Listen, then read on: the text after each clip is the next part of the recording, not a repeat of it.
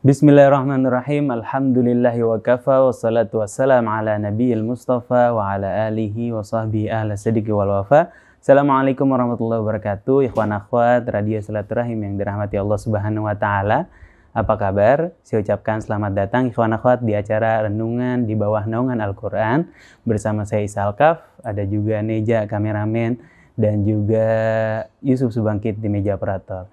Dan ikhwan akhwat seperti biasa, pada kajian renungan di bawah naungan Al-Quran, kita akan mengkaji Al-Quran bersama Ustadz Husin bin Hamid Al-Atas. Dan hari ini spesial ikhwan akhwat, karena kita sedang berada di Pondok Pesantren Darul Rahmah pimpinan Kiai Haji Syukron Ma'mun yang alhamdulillah pada saat ini menemani kita siaran juga, akan berbagi bersama kita siaran juga. Dan sudah membersamai kita. Assalamualaikum warahmatullahi wabarakatuh Kiai. Waalaikumsalam warahmatullahi wabarakatuh. Apa kabar Kiai? Sehat Kiai? Alhamdulillah sehat walafiat. Alhamdulillah. Terakhir siaran kita siarkan di mimbar Rasil. Alhamdulillah sambutan banyak sekali Kiai. Menjawab permasalahan umat tentang bagaimana definisi bid'ah. Alhamdulillah. Alhamdulillah. Jazakumullah khairan jazak Kiai. Semoga istiqomah Kiai berbagi bersama Radio Silaturahim. Assalamualaikum Ustaz. Sehat Ustaz. Sebelum kita mulai diskusi lebih jauh, ikhwan akhwat, alangkah baiknya kita mulai dulu dengan membaca Ummul Quran surat Al-Fatihah. A'udzu billahi minasy syaithanir rajim.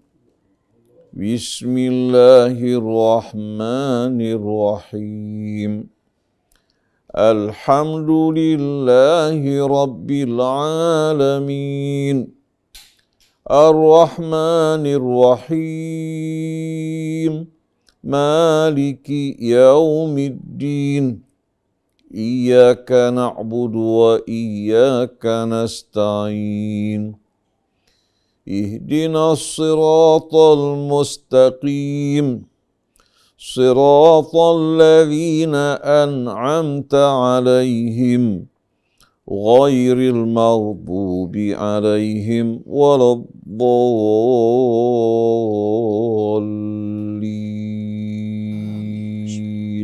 Amin amin ya rabbal alamin. Shadaqallahul azim wa shadaqa rasulul karim.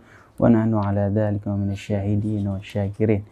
Ikhwan akhwat yang dirahmati Allah Subhanahu wa taala, mudah-mudahan dari bacaan surat Al-Fatihah tadi Allah bukakan pintu rahmatnya, Allah bukakan pintu hidayahnya, dan Allah berikan kita taufik sehingga kita senantiasa berada di jalan Allah Subhanahu wa taala yang lurus, bukan jalan orang-orang yang dimurkai oleh Allah Subhanahu wa taala, dan juga bukan jalan orang yang sesat. Amin amin ya rabbal alamin.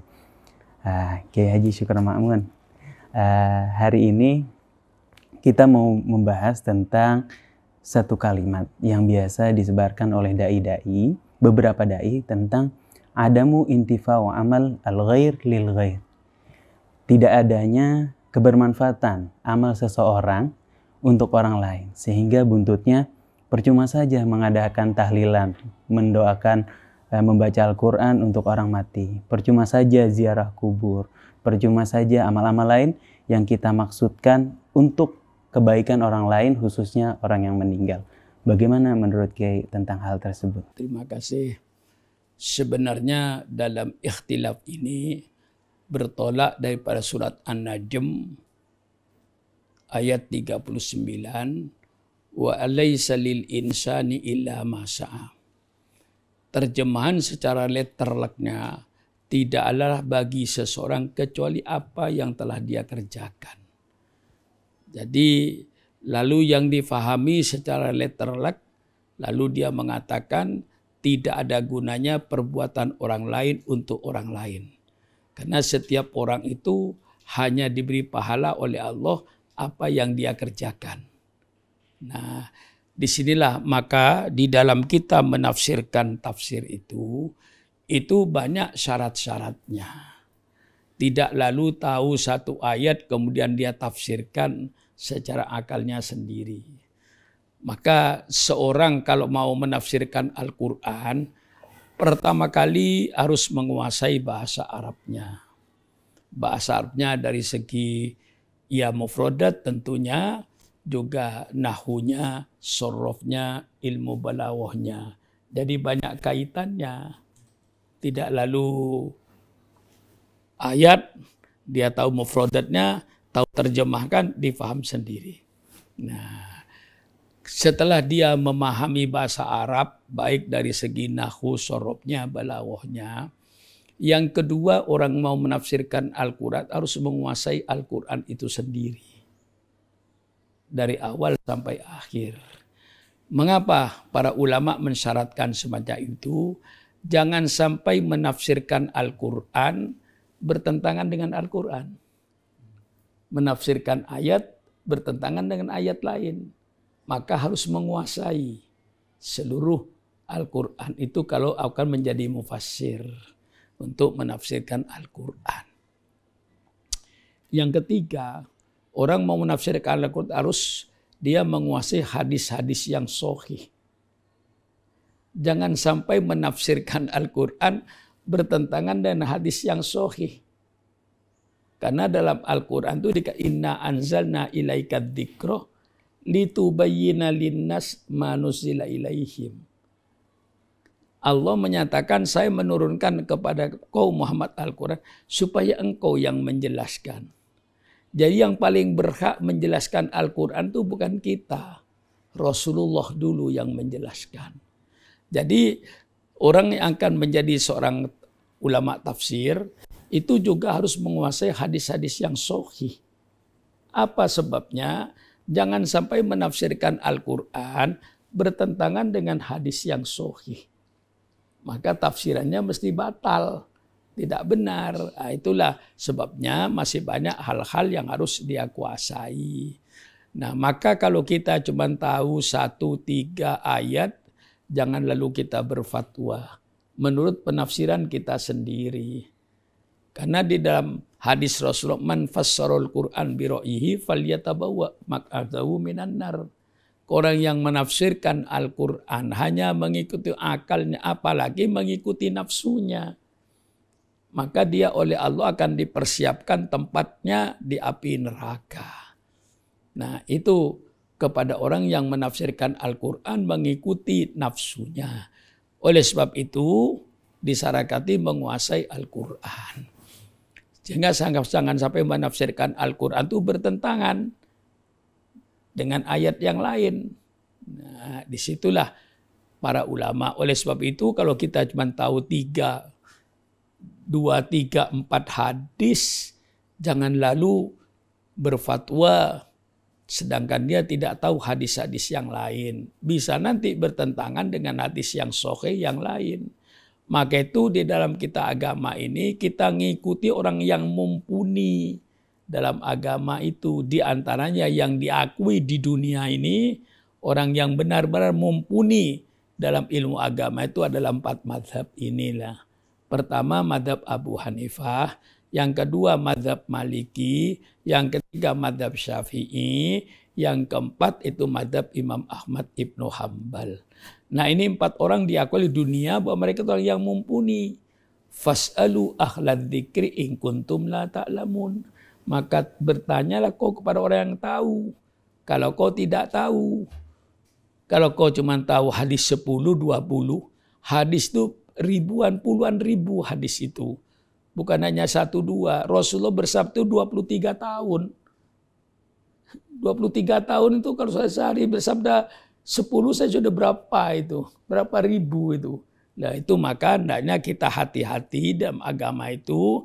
Jangan kenal 1 ayat, 2 ayat, 1 hadis, 3 hadis terus berfatwa kayak seperti ulama besar lalu merasa benar sendiri. Nah ini yang harus kita hindarkan. Maka di dalam surat An-Najm ayat 39 itu, alaisa lil insani illa ma sa'a, tidaklah bagi seseorang kecuali apa yang dia kerjakan. Lalu dia memaham tidak ada gunanya perbuatan orang lain kepada orang lain, itu salah memahaminya. Yang menjadi hak dia yang dia kerjakan, tapi tidak menghilangkan hak orang lain untuk dia. Beda. Alaisa illa lima sa'a, itu pahala yang akan dia peroleh hanya yang menjadi hak dia apa yang dia kerjakan, tapi tidak menghilangkan intifa'u amalil ghairi lil ghairi. Menurut Ibnu Abbas, ayat ini sudah mansuh. Tapi sebagian ulama ya tidak. Tapi harus ditafsirkan dengan ayat-ayat yang lain. Kalau seandainya ada mu'intifa ya amalil ghairi itu benar, maka itu sangat bertentangan dengan beberapa pernyataan-pernyataan dalam kitab sarahnya Tafsir Jalalain, Tafsir Jamal, dikenal dengan Tafsir Jamal di pondok pesantren itu, sarahnya Tafsir Jalalain. Di sini malah dituliskan pendapat Ibnu Taimiyah. Pendapat Ibnu Taimiyah di sini dikatakan, saya baca saja langsung supaya ini merupakan fakta. Jadi saya tidak membuat-buat, ya. Di sini dikatakan, qala Syekhut Taqiyuddin Abul Abbas Ahmad bin Ibnu Taimiyah, mani taqada annal insan la yantafi'u bi amalihi faqad kharaqal ijma'. Wadhalika batilun min wujuhin kathiratin. Kata Ibnu Taimiyah, barang siapa yang berkaitan bahwa manusia tidak mendapat manfaat kecuali dengan amalnya sendiri, itu sama dengan merobek-robek ijma. Karena ijma ulama, intifa walil wairi lil wairi itu sudah ijma ulama. Contohnya, sembahyang mayit. Sembahyang jenazah itu yang sembahyang siapa? Bukan yang mati, yang sembahyang hidup. Nah, kalau itu tidak ada mu'intifalul wairi, ya seluruh dunia tutup sembahyang jenazah itu. Nggak ada gunanya. Yang sembahyang kan yang hidup kan, bukan yang mati. Disuruh doa. Allahumma firlahu warhamhu wa'afi wa'fu anhu. Allahumma ij'al qabrahu rahmul wa taj'al qabrahu min furaniran. Nah, kalau tidak ada gunanya, mengapa Rasulullah perintahkan? Jadi kalau seandainya perbuatan orang lain tidak ada gunanya bagi mayit, tolong hapus sembahyang jenazah seluruh dunia. Mari kita bicara yang rasional lah. Kalau sudah berkata orang kalau sudah mati tidak perlu kita doakan, tidak perlu kita tahlil untuk dia. Nah, kalau itu benar-benar tidak perlu, ya persilakan pertama kali saya minta sembahyang jenazah dihilangkan seluruh dunia. Itu sembahyang jenazah sudah jelas intifa'u amalil ghairi lil ghairi. Jelas. Nah, kalau tidak, hilangkan badal haji. Yang mana kan badal haji Rasulullah. Kalau ayah kita ketika hidup misalnya tidak mampu haji, kemudian anaknya oleh Allah dikasih rezeki banyak, oleh Rasulullah dimintakan hajikan orang tuamu itu. Badal haji istilahnya itu. Nah, kalau ini siapa yang haji? Yang hidup, yang tawaf, yang hidup pahalanya untuk yang mati. Nah, ini kan sudah jelas intifa'u amalil ghairi lil ghairi. Kurang apa? Nah, di sini Ibnu Taimiyah yang berkata, ya bukan saya ini, malah Ibnu Taimiyah. Ibnu Taimiyah termasuk ya gurunya orang-orang Wahabi, orang-orang Salafi. Di sini dikatakan oleh beliau, mani taqada annal insana la yantafi'u illa bi amalihi faqad kharaqal ijma'. Barang siapa yang berkeyakinan bahwa manusia itu tidak bisa mengambil manfaat dari perbuatan orang lain, dia telah merobek-robek ijma' ulama. Telah menghancurkan ijma' ulama. Di antaranya kayak tadi ini. Di sini dikatakan pula innal insan yantafi bi du'a'i ghairihi. Orang yang mati itu bisa mengambil manfaat dari doanya orang yang hidup. Rabbi ufirli wali walidayya. Allahumma ufir lil mu'minina wal mu'minat wal muslimina wal muslimat al ahya'i minhum wal amwat. Itu semuanya doa. Alladzina ja'u min ba'dihim yaquluna rabbana ufir lana wa li ikhwanina alladzina sabaquna bil iman. Orang yang datang sesudahnya selalu berdoa, ya Allah ampunilah kami dan ampunilah saudara-saudara kami yang telah mendahului kami dengan membawa iman. Itu jelas intifa'u amalil ghairi lil ghairi. manfaatnya perbuatan orang lain kepada orang lain yang sudah mati. Jelas manfaat itu ada. Nah, jadi maka jangan menafsirkan Al-Quran dengan apa yang dia baca satu ayat ini. Masih banyak ayat yang lain. Dan dia cuma berkang pada kata-kata alaisa lil insani illa ma sa'a. Dia terjemahkan. Tidak adalah bagi seseorang kecuali apa yang dia kerjakan. Lalu menarik kesimpulan istimbatnya tidak ada gunanya perbuatan orang hidup untuk orang mati. Lah itu akan bertentangan dengan dalil-dalil yang banyak. Di sini Taimiyah mengungkapkan banyak sekali. Ya, dalil-dalilnya. Anna Nabiyya sallallahu yasfa' li ahlil mauqif fil hisab. Nanti Rasul akan memberikan syafaat kepada orang-orang di padang mahsyar. Lah, Rasul memberikan syafaat itu bukan perbuatan dia kan. Rasulullah memberikan syafaat, memberikan pertolongan. Lah, ini kan sudah jelas intifa'u amalil ghairi lil ghair. Jadi sangat tidak benar orang yang mengatakan tidak ada gunanya mendoakan orang mati. Subhanallah, kadang-kadang orang mati dan dia kayak kambing mati. Langsung dipendem selesai. Baca talqin itu tolong baca Al-Fiqhul Islami wa Adillatuhu susunan Wahbah Zuhaili. Di situ talqin itu sudah ada sejak zaman sahabat. Persilakan baca tafsirnya Dr. Wahbah Zuhaili. Nah, kalau tidak ada gunanya mengapa kita kerjakan? Rasulullah kata ziarah ke Baqi mesti pertama assalamualaikum ya ahlad diyar. Itu kan doanya Rasul untuk orang kuburan. Nah, kalau tidak ada gunanya masa Rasulullah kerjakan? Nah, mari kita ini dengan secara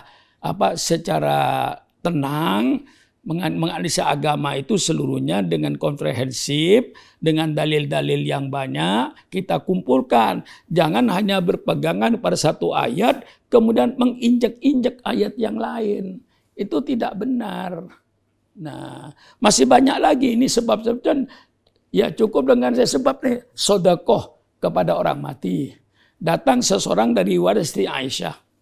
Ja'a rajulun ummi uftilatat nafsuha. Lau takallamat tasaddaqat. Hal laha ajrun in tasaddaqtu anha? Qala na'am. Datang seorang laki-laki kepada Siti Aisyah radhiyallahu anha. Dia berkata bahwa ibu saya mati mendadak. Dan dia tidak bicara apa-apa. Ya Rasulullah, apakah ada pahala bagi ibu saya seandainya saya sedekah untuk ibu saya? Rasul berkata, "Na'am, ada pahalanya." Jadi kalau sekarang misalnya kita ketika orang tua kita masih hidup, belum sempat berbuat baik kepada orang tua kita, kemudian kita sekarang dikasih rezeki oleh Allah. Lalu ada pembangunan masjid, datanglah ke pembangunan masjid. Perlu apa masjid? Oh, ini saya mau pasang keramik, berapa meter? Ya kira-kira seluasnya 400 meter misalnya. Sudah, saya sedekah keramik 400 meter, pahalanya untuk ibu saya. Ini namanya intifa'u amalil ghairi lil ghairi. Gunanya perbuatan orang lain kepada orang lain yang sudah mati ini. Itu jelas di mata kita ini dalilnya itu. Bukan dalil masih penafsiran, tidak. Sudah penafsiran di depan mata kita. Ibu saya mati mendadak Rasulullah. Dia tidak bicara apa-apa. Apakah ada pahala bagi ibu saya? Kalau seandainya seberdeskah antasaddaqtu anha. Rasulullah bilang, "Na'am." Yang sedekah. Maka kepada saudara-saudara saya yang kaya-kaya sekarang ini, ingatlah kepada ayahmu dan ibumu yang sudah berada di dalam kubur, beramallah untuk masjid, sedekahlah untuk masjid, sedekahlah oleh fakir miskin. Ini saya sedekah untuk fakir miskin, pahalanya untuk ibu saya. Itu jelas. Nah, kalau itu pahala-pahala sampai, apalagi bacaan Al-Quran. Apalagi bacaan Yasin. Nah, seluruh ijma ulama, kata Ibnu Taimiyah, tidak ada yang berkata bahwa pahala orang yang hidup tidak sampai pada orang mati, tidak ada. Semua ijma ulama. Nah, kita baca kitabnya. Sampai Ibnu tadi membuat istilah khorokol ijma. Khorokol itu merobek-robek. merobek-robek kesepakatan para ulama. Para ulama sudah sepakat bahwa perbuatan orang hidup, ibadatnya orang kebaikan orang hidup bisa dihadiahkan kepada orang yang meninggal dunia. Seperti sedekah dan lain-lainnya. Oleh sebab itu, para ulama itu mengumpulkan daripada ayat-ayat Al-Quran seluruhnya. Tidak hanya memain dari satu ayat. Satu contoh misalnya sudah jelas perintah Nabi, kalau orang itu ada meninggal dunia, takziah. Azza yu'azzi takziah. Itu artinya untuk menggembirakan orang yang sedang kena musibah. Kita kumpul. Satu. Ayat yang lain menyatakan, doakanlah kepada orang-orang mati ini. Alladzina ja'u min rabbana ighfir lana wa liman sabaqul iman. Ini ada perintah. Lalu ini ada takziah, ada perintah mendoakan. Ada perintah lagi baca Quran untuk orang mati sebagai tawassul. Ya Allah, mudah-mudahan dengan bacaan Quran saya, mudah-mudahan almarhum diringankan azabnya. Itu ijma ulama itu. Sampai dalam kitabnya Syekh yang ngajar di Masjidil Haram, di Masjid Nabawi, itu dalam kitabnya dia menyatakan, dalam kitabnya Syekh yang mengajar di Masjid Nabawi, dia berkata, bacaan Quran untuk orang mati, bacalah Quran di mana saja. Setelah kau baca Quran, berdoalah kepada Allah. Ya Allah, mudah-mudahan dengan bacaan Al-Quran itu, siksa kuburnya diringan dan lain-lainnya. Nah, ini semua setelah dengan kumpulan-kumpulan yang dipahami oleh ulama ini, takziah, silaturahmi, ini perintah semuanya. Daripada kita takziah silaturahmi, saya tanya sama Ustadz Isa, ketika takziah silaturahmi mana lebih bagus? Baca Quran atau ngobrol? Baca Quran. Kata ngobrol lah ngalor ngidul, bisa ghibah. Betul. Iya kan? Nah, kita kumpul. Daripada kita ngalor ngidul, ayo baca Quran. Perintahnya ada. Ayo kita tahlil. Di dalam kitabnya Ibnu Taimiyah, jilid 24, masih ingat saya, jilid 24, man halala ala qabri ahadin sab'ina alaf bari amin adabil qabri.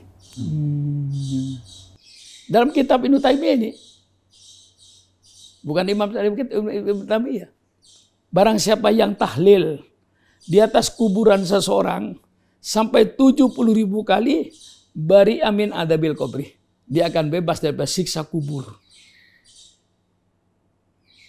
Ini ada. Persilakan baca kitab Ibnu Taimiyah itu mungkin kitabnya sekitar 37 jilid. Fatwa mungkin. Fatwa. Kubra. Ini yang 24. Itu jelas. Ibnu Taimiyah berkata, ketika kita kumpul takziah, mari kumpulan perintah ini, takziahnya, silaturahminya, doanya untuk orang mati menjadi kumpul, jadi satu, menjadi tahlilan 7 hari. Kurang jelas gimana?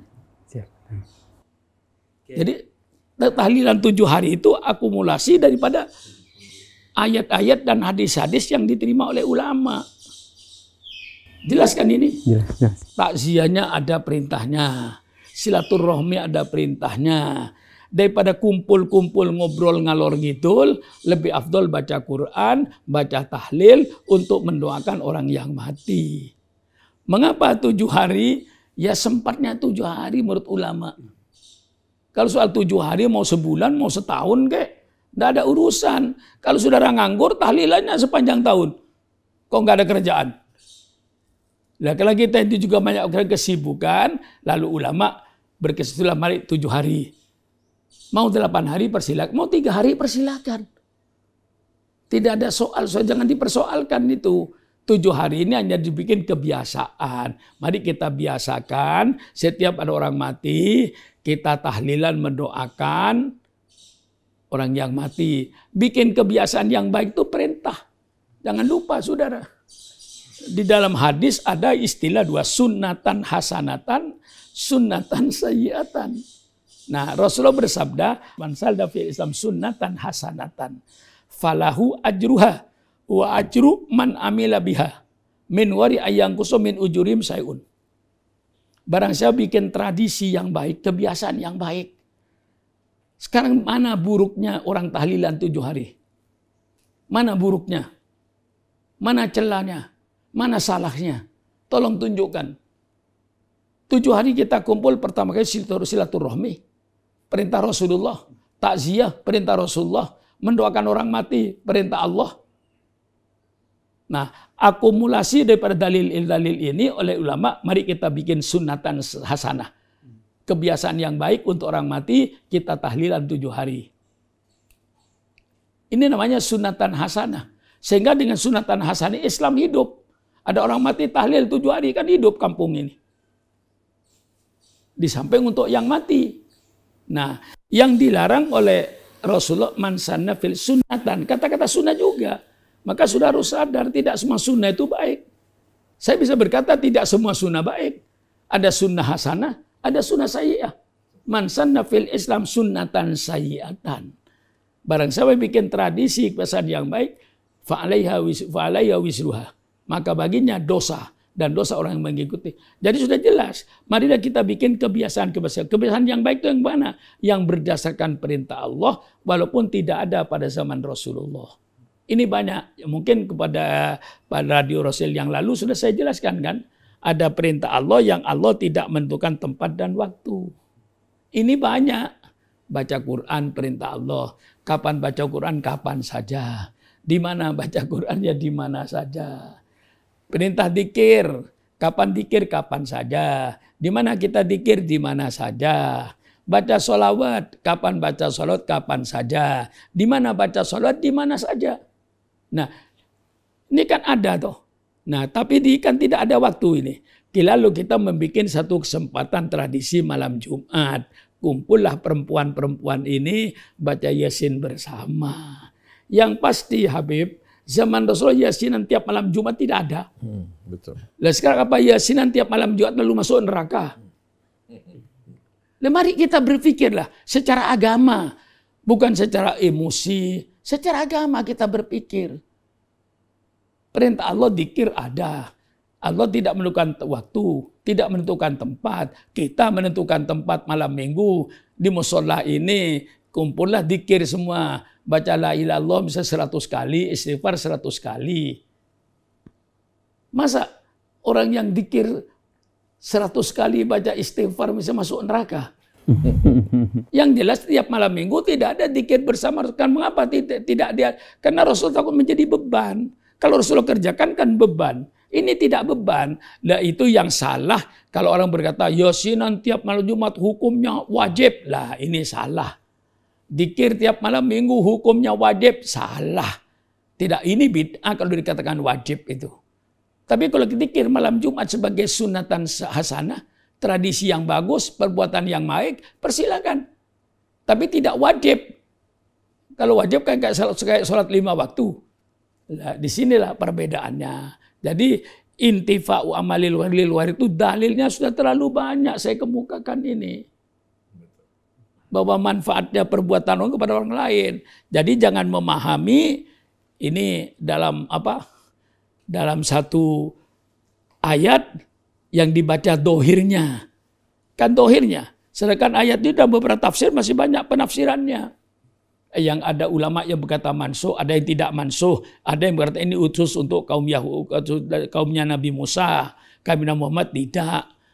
Nah, itu masih banyak. Nah, kita kelola dari ulama-ulama ini yang mereka mumpuni. Kita ini termasuk Syukron Makmun ini tidak termasuk orang yang mumpuni agama. Kalau dibandingkan dengan ulama-ulama yang terdahulu. Kalau kayak saya dibandingkan dengan Imam bukan bandingannya. Kalau Imam saya itu mumpuni. Imam Abu Hanifah itu mumpuni. Quran dari Alhamdulillah sampai Quran Minas dia paham semua. Jadi kalau dia memberikan fatwa, hadis-hadis mereka banyak yang menguasai. Nah kalau kayak Syukron Makmun, tidak pantas menjadi mufti. Kecuali saya baca kitab seperti ini. Kalau saya baca kitab ini, kitab saya tumpuk depan saya itu. Banyak ini. Kitab-kitab itu. Dari Al-Jabilah kami Islam. Bagaimana penafsiran al-Aisyah illa masya'ah. Semua hampir mirip-mirip. Nah disinilah kepada saudara-saudara saya, marilah di dalam Islam ini banyaklah kita berdiskusi sebelum fatwa dilemparkan kepada orang awam. Mari kita para tokoh-tokoh ulama baik dari kelompok Salafiyah datanglah bersama-sama dengan saya. Bagaimana ini Pak Kiai Sukron kedudukannya? Mari kita diskusikan, kita turunkan kitab-kitab ini dari pendapat-pendapat orang yang mumpuni ini. Kita makmum. Nah, insya Allah fatwanya tidak kontroversi. Jangan kita ini yang sudah orang tahlilan bikin kebiasaan 7 hari. Ini semua kita punya dalil, bukan tidak ada dalilnya. Ya dalilnya kita takziah, dalilnya silaturahmi, dalilnya baca Quran, dalilnya mendoakan orang mati. Dah, mendoakan orang mati tentu lebih khusyuk ketika kejadian terjadi. Tapi kita mendoakan orang mati tidak ada batasnya. Misalnya kakek saya kita meninggal 30 tahun yang lalu. Kayak ayah saya sudah meninggal ke sekarang itu 40 tahun yang lalu. Saya doakan sekarang boleh. Nggak ada masalah. Walaupun sudah 50 tahun yang lalu. Apalagi mendoakan ketika kejadiannya. Bahasa Arabnya lebih auko, lebih mengesan. Kalau mendoakan ketika meninggalnya, itu lebih mengesan. Daripada mendoakan yang sudah meninggal 6 tahun yang lalu, 7 tahun yang lalu, kita tetap boleh mendoakan walaupun sudah 50 tahun yang lalu. Rabbighfirli wali itu berlaku sampai kiamat tuh. Nah, disinilah jangan menyangka bahwa ulama ini mengada-adakan. Ulama itu mengada-adakan yang sudah ada. Bukan mengada-adakan tidak berdasarkan Quran, tidak ada. Seperti saya contohkan kemarin misalnya, kalau saya ulang lagi. Maulid. Maulid itu yang dikerjakan ulama kan sudah perintah Allah dari awal sampai akhir. Coba baca acara maulid. 1. Membaca kitab suci Al-Quran. Perintah Allah. 2. Baca sholawat kepada Rasulullah. Ya Rabbi sholli ala Muhammad. Perintah Allah. Langsung perintah Allah itu. Quran perintah Allah. Sholawat perintah Allah. Yang ketiga, sambutan-sambutan dan ceramah. Itu perintah Allah. Ud'u ila sabili bil hikmati wal mau'izatul hasanah. Tutup dengan doa. Doa juga perintah Allah, Habib. Mana peringatan maulid yang bukan perintah? Tolong carikan. Ada nggak peringatan maulid yang acaranya bukan perintah Allah? Nah, kalau ada, misalnya acara maulid, terus joget laki-laki perempuan, lah jangan saudara, saya pun akan melawan. Kalau itu bertentangan. Tapi maulid yang dikatakan oleh para ulama, para habaib, semuanya dari acara awal sampai penutup, doa, itu semuanya kan perintah Allah. Nah, tahlilan juga seperti itu. Semuanya perintah Allah yang dikerjakan di dalam kita tahlilan. Silaturahminya perintah. Ya, takziahnya perintah. Mendoakan orang mati perintah. Apa yang tidak perintah? Cuman kok ditentukan waktunya? Loh, saya tanya, apa ada perbuatan yang tidak terikat dengan waktu? Amal dengan waktu itu jadi satu. Sholat duhur pada waktu duhur ada waktunya. Masa sudah berbuat sesuatu tidak ada waktunya? Nah, mengapa ulama cuma 7 hari? Ya, katakanlah karena kita banyak pekerjaan, tidak hanya untuk menggembirakan orang mati ini saja. Maka cukuplah dibikin tradisi yang baik, sunnatan hasanah, tahlilan 7 hari untuk menggembirakan orang yang sedang kena musibah dan mendoakan almarhum yang meninggal dunia sesuai dengan perintah Allah semuanya. Bagaimana, Habib? Nah. Ya, kalau saya baca kitab semua banyak ini. Ya. Ya. Saya ambil seperti tadi sudah saya baca. Kalau saya takkitkan sudah kurang percaya, saya baca kitabnya ini. Ya. Wa an Aisyah radhiyallahu anha anna rajulan qala lin nabi sallallahu alaihi wasallam inna ummi uftulitat nafsuha wa uraha law takallamat tasaddaqat fa hal laha min ajrin in tasaddaqtu anha qala na'am muttafaqun alaihi. Ada kitabnya. Cuman karena tadi sudah hafal, cuman saya takut lupa, saya letakkan di samping saya. Tapi ternyata tidak lupa. Saya letakkan kitab ini hanya untuk apa? Takut lupa gitu. Padahal saya tidak lupa semuanya. Apa yang dikata Ibnu Taimiyah itu masih banyak. Ibnu Taimiyah dalam kitab ini intifau amalil ghairi lil ghair itu memberikan 21 alasan. 21 alasan. Ini sudah coret-coret semua, Habib. Sudah saya coret-coret ini. Cuman saya kasih tadi yang jelas, yang pokok. Yang pokok misalnya seperti sembahyang jenazah, badal haji, sedekah. Itu sudah jelas. Intifa'u amalil ghairi. Ini masih banyak. Ini dia menyatakan auladul mu'min yadkhulunal jannah bi amali abaihim. Anak yang mati kecil masuk surga kalau ada kedua orang tuanya orang mukmin. Anak kecil kerja apa? Sholat belum, puasa belum. Kok masuk surga? Bi amali abaihim. Karena perbuatan bapaknya. Masih banyak lagi kalau saya buka, ini 21. Tapi cukuplah dengan yang jelas-jelas ini sudah. Iya kan? Nah inilah saya kira kepada kaum muslimin saya menganjurkan, kepada para mubaligh saya menganjurkan, tolonglah kalau Anda cuma baru 1, 2, 3 ayat, baru 1, 2, 3 hadis, tolonglah berfatwa ikuti pendapat para ulama-ulama sebelumnya yang mumpuni. Memang ada orang-orang barat, orang-orang orientalis itu memang mempunyai 2 program terhadap orang Islam ini. Pertama, orang-orang orientalis ini, orang-orang barat yang mempelajari Islam tapi tidak untuk menghidupkan Islam, untuk mencari celah-celah kesalahan Islam itu di mana. Tujuan mereka orang orientalis itu 2. Pertama, warsus sukuk fi qulubil mu'minin. Tanamkan kebingungan, keraguan-raguan umat Islam terhadap agamanya. Ini program-program Yahudi. Warsus sukuk fi qulubil mu'minin. Tanamkan kebingungan terhadap orang-orang mukmin ini. Yang kedua, at-tafriq bainal muslimin. Bikin perpecahan umat Islam. Jangan sampai umat Islam bersatu. Sangat berbahaya. Maka dibikin umat Islam berpecah belah. Tidak terlepas seperti di Indonesia ini.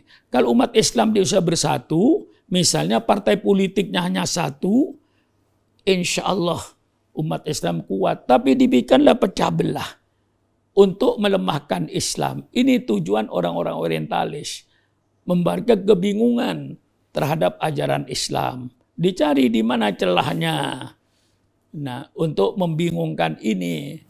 Sehingga banyak sekarang orang Islam yang membingungkan dengan fatwa-fatwa tokoh-tokoh Islam sendiri. Sedang kewajiban tokoh Islam itu untuk membingungkan masyarakat. Untuk memantapkan masyarakat dalam ajaran Islam.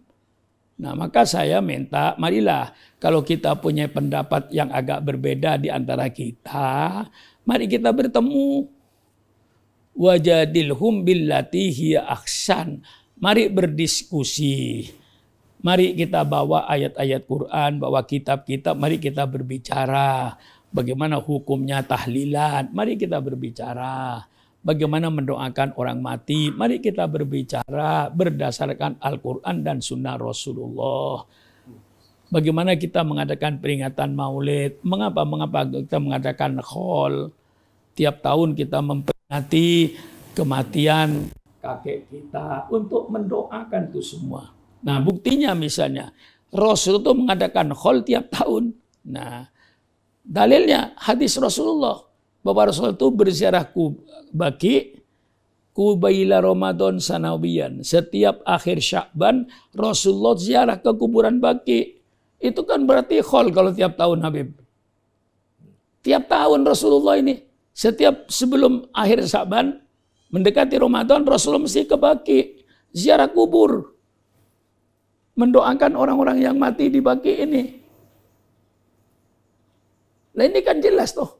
Rasulullah tiap tahun mendoakan orang mati.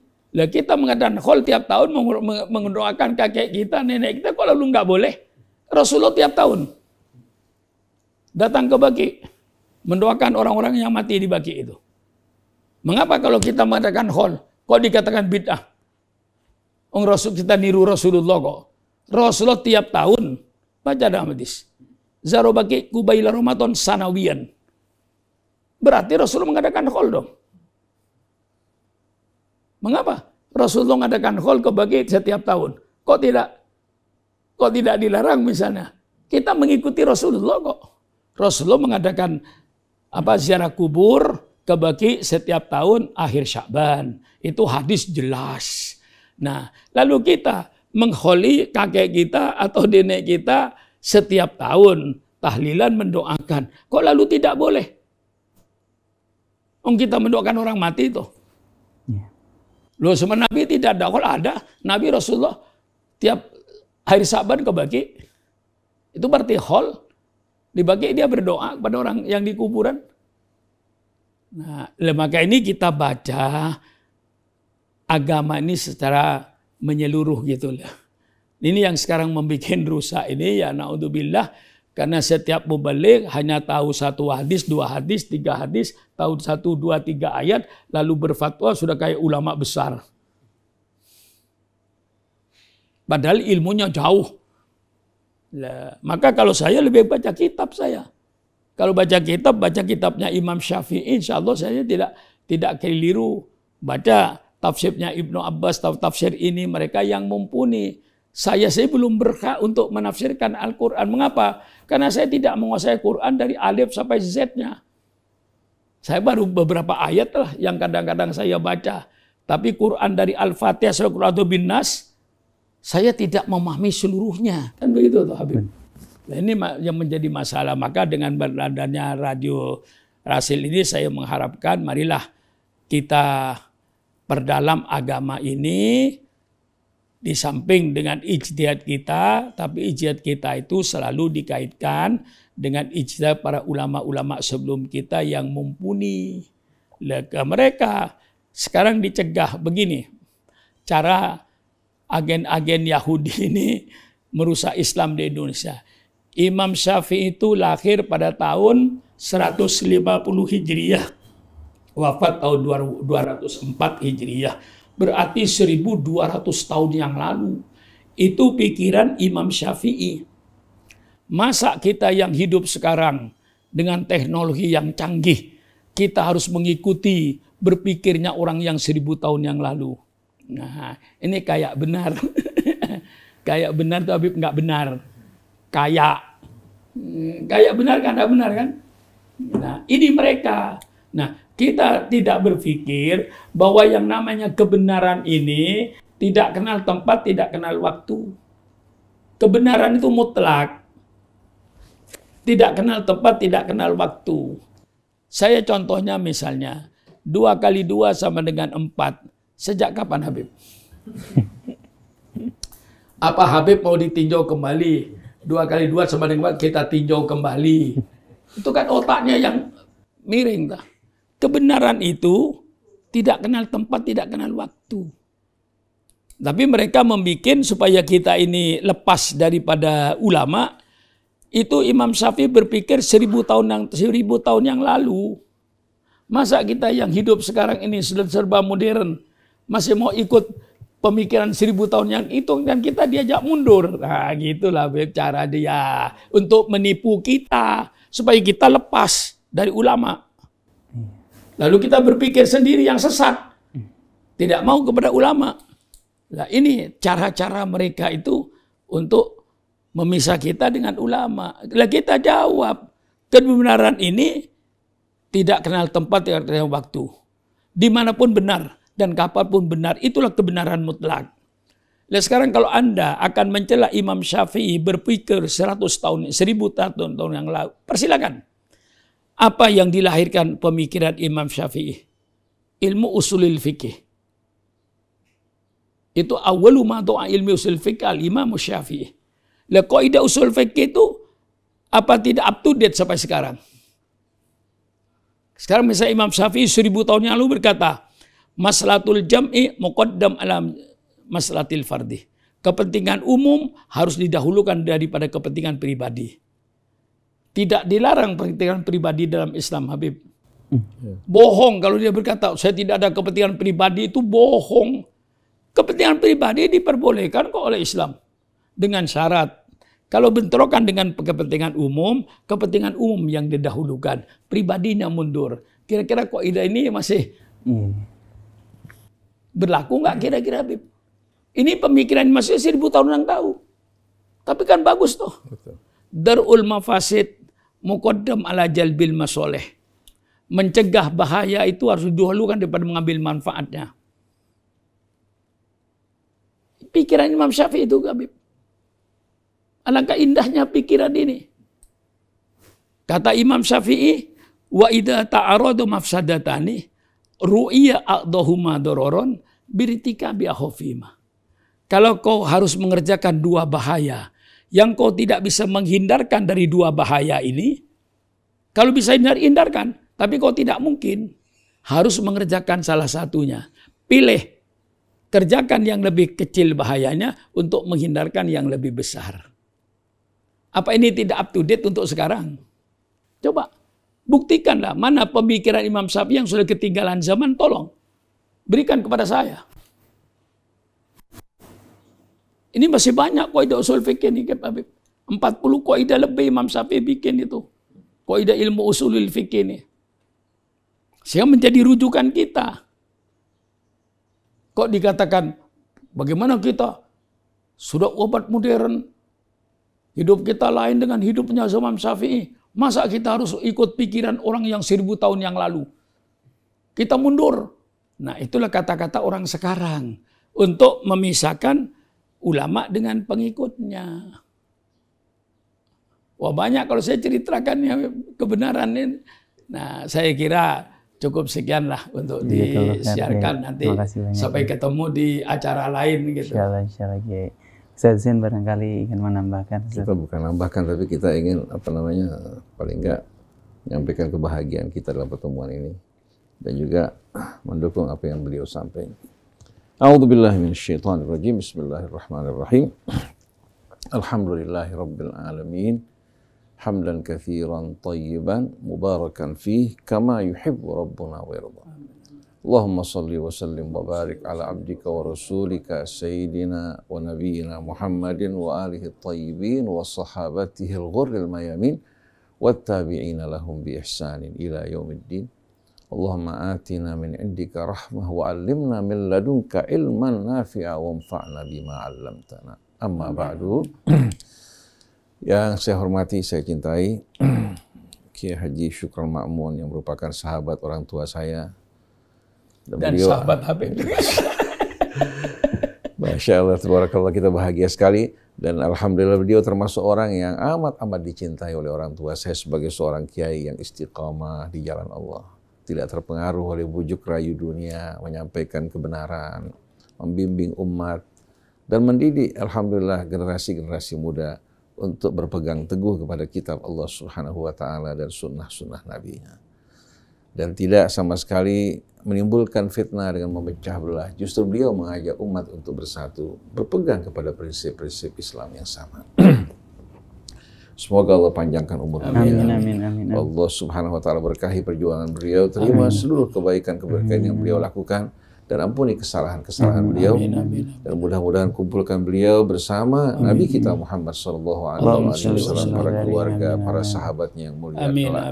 Begitu pula para ikhwanil anbiya'i wal mursalin. Kemudian Ustaz Isa yang menemani kita, demikian pula Ustaz Heri, ada Akh Iman, Neza, seluruh kerabat kerja di studio, seluruh keluarga besar Radio Silaturahim. Begitu pula kepada para pendengar, pemirsa Radio TV Silaturahim yang dirahmati Allah, seluruh kaum muslimin dan muslimat. Assalamualaikum warahmatullahi wabarakatuh. Waalaikumsalam warahmatullahi wabarakatuh. Tadi telah kita dengarkan uraian narasi yang disampaikan oleh Kiai Haji Syukran Ma'mun yang bermanfaat bagi kita semua, yang mengajak betul-betul untuk bersatu di jalan Allah Subhanahu wa taala. Apa yang beliau sampaikan merupakan hal-hal yang perlu diketahui oleh umum. Sebagaimana yang beliau terangkan tadi, kesalahan yang terjadi di tengah-tengah kita. Sebagian orang mengambil ayat sepotong-sepotong, tidak mengaitkan dengan ayat-ayat yang lain. Padahal dalam suratul Hijri Allah telah mengancam dan mengingatkan mereka-mereka yang melakukan hal seperti ini. Allah berfirman, kama anzalna 'alal muqtasimin alladzina ja'alul qur'ana 'idhin fa rabbika lanas'alannahum ajma'in. Kami telah memberikan peringatan kepada umat sebelum kita. Allah mengatakan kepada umat-umat sebelum umat Nabi kita Muhammad SAW, dan Allah memberikan peringatan khusus kepada para muqtasimin.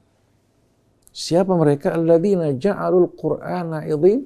Itu mereka yang menjadikan Al-Quran tercabik-cabik, terpecah-pecah, ubwan mufarraqa. Bukan merupakan ayat mutarabitah, saling menerangkan, menjelaskan satu sama lain, tapi mereka menjadikan Al-Quran sebagai kitab yang terpecah-pecah dan tidak sama sekali memahaminya dalam satu kesatuan. Maka demi Tuhan, wahai Rasulullah, kami akan bertanya kepada mereka, amma kanu ya'malu, tentang apa yang mereka perbuat. Karena menafsirkan Al-Quran sepotong-sepotong, bukan dalam satu kesatuan, akan menimbulkan fitnah. Oleh karena itu ketika Amirul Mukminin Ali bin Abi Thalib alaihissalam membaca firman Allah, Allahu nazzala ahsanal hadithi kitaban mutasyabiha, mathaniya taqsha'iru minhu juludul ladzina yakhshawna rabbahum, thumma talinu juluduhum wa qulubuhum ila dzikrillah. Beliau mengatakan, Al-Quran yufassiru ba'duhu ba'dha wa yashhadu ba'duhu ala ba'din wa yantiqu ba'duhu bi ba'din fala tadribul Qur'ana ba'dahu bi ba'din. Quran saling menerangkan, menjelaskan satu sama lain. Sebahagian ayatnya bersaksi atas ayat-ayat yang lain. Begitu pula sebahagiannya menegaskan apa yang ditegaskan pada ayat-ayat yang lain. Maka jangan benturkan ayat Al-Quran satu sama lain. Nah, dalam kasus yang kita bahas pada hari ini, sebahagian kalangan mengatakan bahwasannya amalnya orang-orang yang hidup tidak bermanfaat bagi mereka-mereka yang telah meninggal dunia. Lalu kita bertanya, bagaimana amal orang-orang yang meninggal bagi yang hidup? Kita perhatikan bersama-sama pada ayat yang dibacakan tadi, wa an laisa lil insani illa ma sa'a. Bahwasanya manusia tidak akan mendapatkan kecuali hasil usaha. Ini merupakan fakta yang tidak diingkari. Bahwa setiap orang dengan usahanya dia akan terima baik ataupun buruk. Tapi tidak menafikan amal-amal orang lain.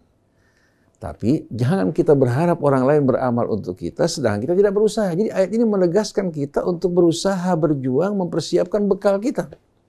Tapi rahmat kemurahan Allah Subhanahu wa Ta'ala di antara orang yang beriman, walaupun berbeda suku, bangsa, ya, walaupun berbeda masa, berbeda generasi, ternyata Allah Subhanahu wa Ta'ala menghubungkan mereka melalui hubungan yang amat indah. Sebagaimana dalam surah Al-Hasyr, walladzina ja'u min ba'dihim yaquluna rabbana ighfir lana wa li ikhwanina alladzina sabaquna bil iman wa la taj'al fi qulubina ghillan lil ladzina amanu rabbana innaka ra'ufur rahim. Ayat ini merupakan apa? Merupakan bimbingan petunjuk Allah bagi orang-orang yang datang setelah kaum muhajirin dan ansar. Setelah Allah memuji kaum muhajirin yang berhijrah, berjuang di jalan Allah karena mengharapkan keridhaan Allah.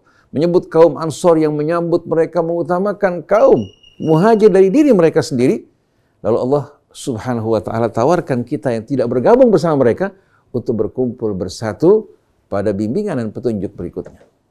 Dan mereka-mereka yang datang setelah kaum muhajirin, kaum ansar, orang-orang yang berjuang di jalan Allah Subhanahu wa Ta'ala, yaquluna rabbana ighfir lana wa li ikhwanina alladzina sabaquna bil iman. Mereka berkata, wahai Tuhan kami, ampunilah dosa-dosa kami. Demikian pula dosa orang-orang yang mendahului kami dengan keimanan. Wala taj'al fi qulubina ghillan lil ladzina amanu. Dan jangan sisakan dalam hati kami sedikit pun kebencian terhadap orang yang beriman. Waghfir lana, ampuni dosa kami ya Allah, innaka ra'ufur rahim, Kau Maha Penyantun lagi Maha Penyayang. Hubungan yang indah Allah Subhanahu wa Ta'ala hubungkan antara mereka-mereka yang hidup dengan orang-orang yang meninggal dunia. Apabila kita setia mendoakan orang-orang yang telah mendahului kita dengan keimanan, begitu kita meninggal dunia, kita mendapatkan juga doa dari orang-orang yang beriman untuk kita.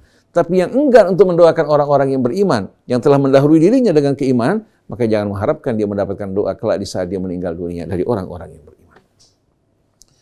Sebagaimana doa orang-orang yang hidup bermanfaat bagi mereka yang meninggal dunia, begitu pula amal yang hidup sebagaimana yang tadi Kiai Syukran jelaskan, sebagai contoh salat jenazah. Begitu pula sedekah dari seorang wanita untuk orang tuanya. Begitu pula seorang anak yang menghajikan orang tuanya. Ketika dia mengatakan, ya Rasulullah, orang tua saya meninggal belum melakukan kewajiban Islam, yaitu melakukan ibadah haji. Apakah saya dapat menggantikan dirinya? Rasulullah menjawab, idza kana ala abika dain, fal anta taqbihi anhu. Kalau orang tua kamu berhutang, kamu lunasi enggak hutangnya? Dia berkatakan, "Na'am ya Rasulullah, fadainullahi ahaqqu an yuqda." Maka hutang Allah lebih apa? Lebih utama untuk kamu apa? Kamu bayar. Kamu sebagai seorang anak, kamu sebagai pewaris orang tua kamu, sebagaimana mewariskan juga apa? Mewariskan harta, kamu juga mewariskan tanggung jawab orang tua kamu yang terjadi antara dia dengan manusia ataupun antara dia dengan Allah Subhanahu wa taala. Begitu juga seorang datang, ya Rasulullah, dalam hadis yang sahih. Orang tua saya meninggal dunia, dia belum menjalankan kewajiban puasanya, ada hutang puasa. Apakah saya dapat menggantikannya? Rasulullah SAW juga membenarkan, memerintahkan orang tersebut untuk menggantikan orang tuanya. Saya ingat pada zaman kita, kanak-kanak, orang-orang tua kita yang saleh, di saat dia dalam keadaan sakit, tidak mampu menjalankan sholat, apalagi dalam keadaan koma, atau dia meninggal dunia ada hutang sholat yang tidak dilakukan, dia pesan pada anak-anaknya, kamu sholat gantikan sholat saya. Ini menjelaskan bagaimana hubungan antara anak dan orang tua. Lalu kita bertanya, apakah Allah butuh sholat anaknya? Tidak, tapi Allah mencintai amal-amal kebaikan yang dilakukan anak untuk orang tuanya. Dia menunjukkan kebaktian. Jadi anak-anaknya waktu orang tuanya meninggal dunia, katakan dalam keadaan sakit tidak mampu sholat, dibagi di antara anak-anaknya. Ada yang melakukan sholat subuh, ada yang melakukan sholat zuhur, ada yang asar. Ini bentuk kebaktian antara anak dan orang tua. Dan subhanallah, kita saksikan bagaimana amal orang lain bermanfaat untuk orang lain apabila sama-sama dalam keimanan. Allah Subhanahu wa taala terangkan dalam surat Tur, walladzina amanu wattaba'atuhum dzurriyyatuhum biimanin alhaqna bihim dzurriyyatahum wa ma alatnahum min amalihim min syai' kullu imri'in bima kasaba qarin. Dan orang-orang yang beriman diikuti oleh anak-anak cucu mereka dalam keimanan. Allah akan satukan mereka walaupun dalam apa? Tingkatan amal berbeda. Allah kumpulkan, satukan mereka tanpa mengurangi amal yang lebih tinggi. Katakan orang tua yang berkedudukan tinggi, anaknya di bawah, sama-sama beriman, anak diangkat sejajar dengan orang tuanya demi kesempurnaan kebahagiaan mereka tanpa mengurangi pahala amal orang tuanya. Kalau dalam hitungan sekolah kan tidak. Ada angka 9, 7, 8, 6, kemudian disatukan, diberikan angka rata-rata kan?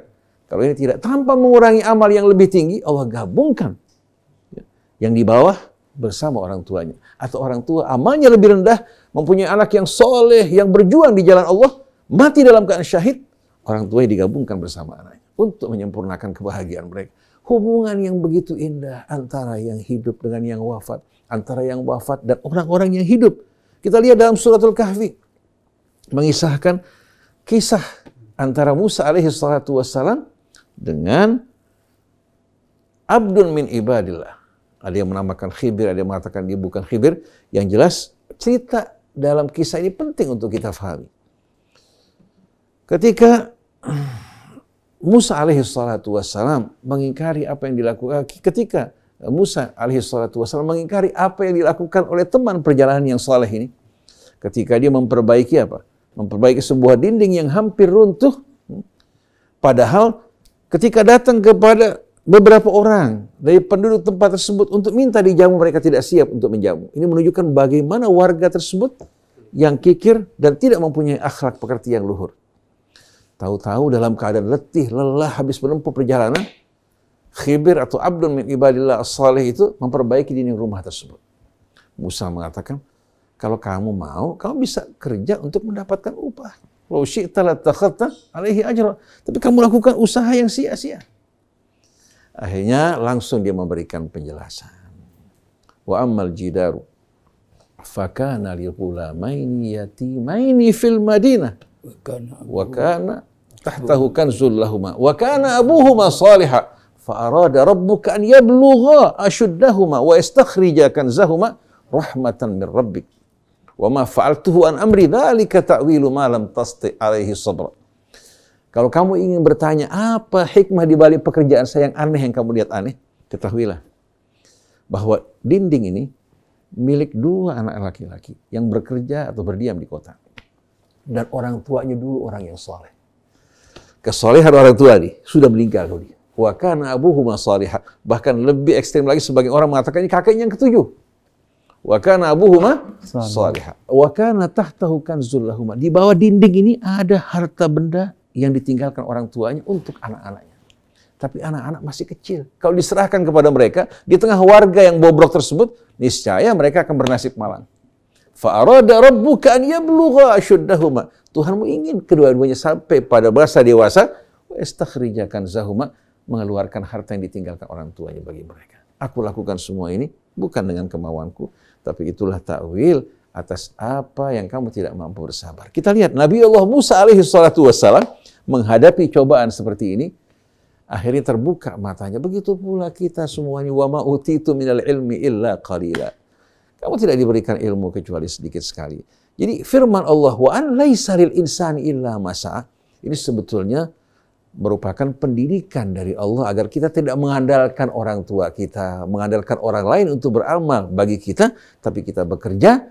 Rahmat Allah Subhanahu wa taala menerima doa-doa orang-orang lain untuk kita. Begitu pula amal anak-anak kita yang diniatkan untuk kita, bahkan tanpa dia mengatakan, ya Allah, kirimkan amal-amal saya untuk orang tua saya, amal anak-anak yang soleh dari orang tuanya yang membesarkan mereka, otomatis akan sampai pada mereka. Sebagaimana dalam surat Yasin, inna nahnu nuhyil mauta wa naktubu ma qaddamu wa atharahum wa kulla syai'in ahsaynahu fi imamin mubin. Kami akan menghidupkan orang yang mati. Di samping kami mencatat amal mereka langsung, apa yang mereka tinggalkan anak-anak mereka, kebaikan-kebaikan yang mereka lakukan, subhanallah, juga akan bermanfaat sebagai investasi mereka. Bayangkan, wa atharahum ay kullama tarakahu min athar, baik itu anak, baik itu keluarga yang dididik, dibesarkan, dan segala kebajikan. Allah Subhanahu wa taala hitung sebagai investasi bagi orang tuanya. Kalau orang tuanya mendidik mereka dalam kebaikan. Dan semua terkumpul dalam kitab yang akan mencatat, menjelaskan semua amal mereka. Oleh karena itu, kalau orang tua mengabaikan pendidikan anaknya hingga anaknya rusak, dia juga memiliki saham atas perbuatan anak-anaknya. Nah, mereka mengatakan, di antara dalil mereka yang mengatakan tidak ada manfaat bagi amal orang-orang yang hidup bagi yang meninggal dunia, mereka berdalil dengan sebuah hadis, idza mata ibnu adam qata'a min amalihi illa min thalath. Kalau anak Adam meninggal dunia, maka putus semua apa? Amal-amal, ya. Qata'a min amalihi, amalnya terputus kecuali 3. Itu waladun salih yad'u lahu, anak saleh yang mendoakan dirinya, kemudian sedekah jariyah, kemudian yang ketiga ilmun yuntafa'u bih. Yang mengherankan, mereka ketika memahami hadis ini tidak dihubungkan dengan firman Allah, walladzina ja'u min ba'dihim yaquluna rabbana ighfir lana wa li ikhwanina alladzina sabaquna bil iman. Mesti kan dikaitkan. Oleh karena itu Ibnu Taimiyah sendiri yang merupakan sosok rujukan bagi kalangan salafi, yang kebanyakan mereka menolak amal orang yang hidup bagi yang meninggal dunia, beliau mengatakan, yang putus bukan amalnya yang hidup.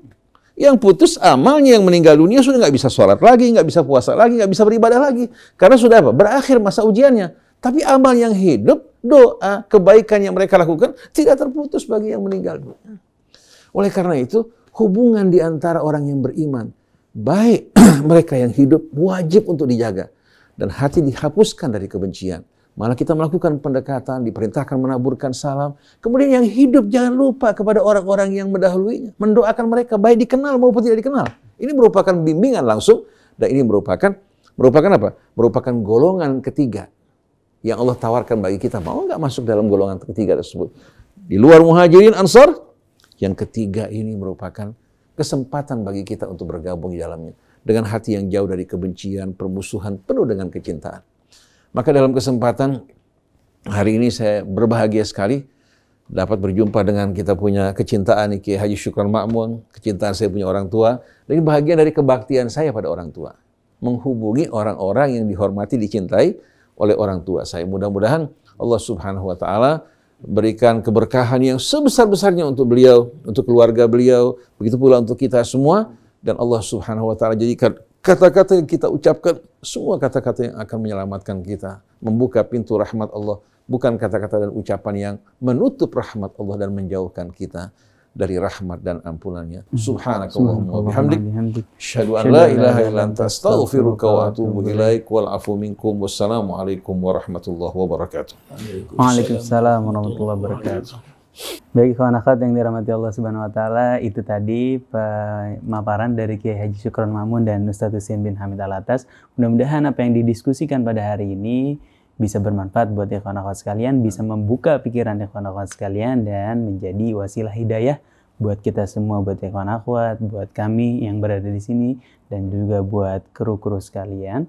Dan doakan ikhwan akhwat supaya kita bisa istiqomah tetap berada di jalan Allah Subhanahu wa taala. Amin amin ya rabbal alamin. Baik ikhwan akhwat, saya Salkaf mohon undur diri. Wassalamualaikum warahmatullahi wabarakatuh. Waalaikumsalam warahmatullahi wabarakatuh.